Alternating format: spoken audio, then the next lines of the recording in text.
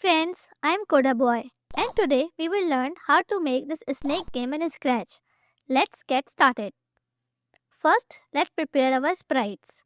We will need a snake sprite. To do this, go to choose a sprite and select the paint option. Then choose the rectangle tool and draw a small shape in the center. You can use this button to zoom in so you can draw the shape easily.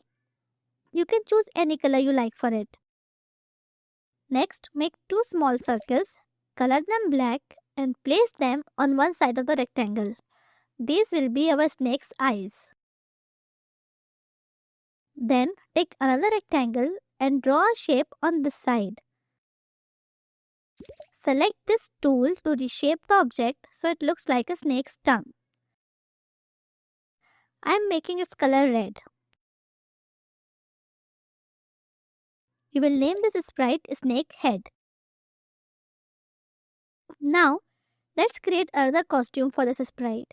Right click on it and select duplicate. Here we will only keep the main shape and delete everything else. We will name this costume Snake Body. Go back to the snake head sprite and select all the shapes and click on the group option. This will turn it into a single complete shape. I am also increasing the size of its sprite. Now let's add another sprite that the snake will collect. I am selecting an apple here. You can choose any sprite you like. Let's make its size smaller. Now let's move to the coding. First, we will create two variables. A variable is like a box that stores information. It remembers things that change in the game, like score or the time, etc. Go to make a variable and first we will create the score variable. We will choose the for all sprites option and click OK. We will create another sprite called speed in the same way also for all sprites. First, let's code the snake. We will bring the when flag click block.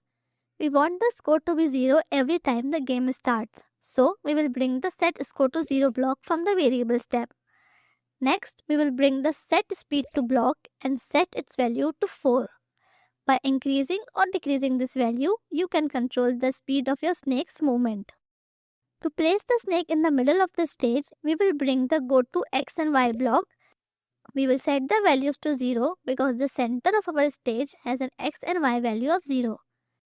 You can watch our video on coordinates to understand this better. The link is in the description box. Now to define the snake's movement, we will place another when flag click block and add a forever loop inside it. Next, we will add an if then block and a key press block from the sensing tab. We will select the up arrow. Then we will add the point and direction block from the motion tab. If you click on the value, you will see a clock-like icon with an arrow. You can move this arrow to define the direction. When the up arrow is pressed, we want the snake to go up. So we will point the arrow upwards. Now we will right click on this code and duplicate. We will attach the duplicate code below the first one. Then choose the down arrow option and also point the arrow downwards in the point and direction block. We will duplicate two more code blocks for the left and right directions and update the arrow's position in both as well. Finally, outside this code block, we will add the move steps block. And instead of a value, we will drag the speed variable from the variables tab. Now when you press the left, right, up or down arrow keys, the snake will move in that direction. Now we want the snake's length to increase as it collects the fruit. For that, we will add a forever loop and a switch costume to block from the looks tab. We will select the snake body option. Then we will add the create clone block and choose myself option. Below that, we will bring another switch costume to block and select the snake head.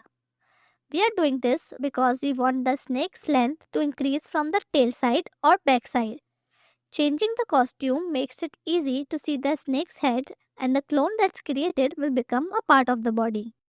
Now to maintain the snake's length, we will use the when I start as a clone block. Below that, we will add a wait block.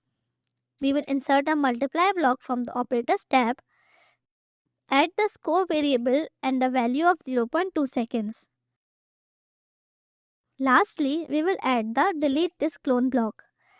The snake's length should increase as soon as it collects the fruit. Every time a new clone is created, this block starts. It waits for a few seconds and then the clone disappears when we use the delete this clone block. Why are we multiplying by 0.2? Because it is a very small value. The snake will move smoothly and the game will feel fast. If we multiply with a large value, the clone will stay on the screen for a longer time and the snake will feel very long and slow. And why do we delete this clone? If we don't, the entire screen will be filled with clones and the game might crash. The snake length needs to have a limit. As soon as the wait time is over, the old body part, that is the clone, is removed and the snake's length only appears as long as the score allows. Now, let's set up the game over condition. We will bring an if then block and the touching block from the sensing tab. Select the edge from the options. Below it, we will add the broadcast message block and create a new message called game over. And finally, we will add the stop all code block. We will duplicate this entire code block and paste it here. Instead of the touching block, we will use the touching color code block.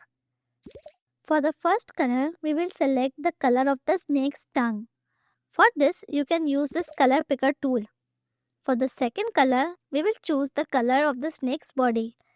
This code block will check if the snake collides with the wall or with itself. And if it does, the game will be over. Now let's code the fruit. We will add the when flag click block. Below that, we will add the go to random position block and insert the pick random block from the operators tab. For the x value, we will set the range to positive 240 to minus 240. And for the y, we will set the value to positive 180 to minus 180. We set these values because that's the size of our stage and we don't want the fruit to show up outside of it. Now we will bring a forever loop and add an if then block. From sensing, we will add the touching block and select snake head from the drop down. Below that, we will add the change score by 1 block. Then we will add the go to random position block again. This means that whenever the fruit touches the snake head, the score will be counted and the fruit will appear in the new random position. We can also add a start sound block below the touching block to play a sound when the snake touches the fruit. Finally, we will create one more sprite. We will take a large rectangle and cover the entire stage. You can change it to the color of your choice. Now we will add text and write game over. You can also write try again if you want. We will adjust the color, font and size of the text. Lastly, let's code the game over screen. We will add the when flag click block and a hide block below it.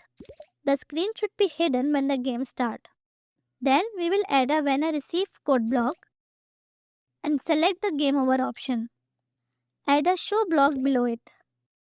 We will also add a go to front layer code block so this screen appears in front of everything. Friends, our game is ready. Let's play it. If the snake crashes into the edge, it's game over. Similarly, if its head hits its own body, it will also be a game over. Friends, if you like this tutorial, don't forget to like and subscribe. Be sure to try this game and enjoy it with your friends. See you in the next video. Until then, goodbye.